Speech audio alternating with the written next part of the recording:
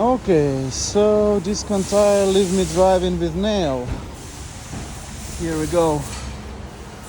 They leave nail without dismount.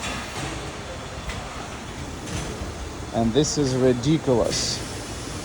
Because they explain it, they will not remove nail because there is other repairing on this wheel, and that's why they will not repair my wheel, because there is another repair which is appropriate repair.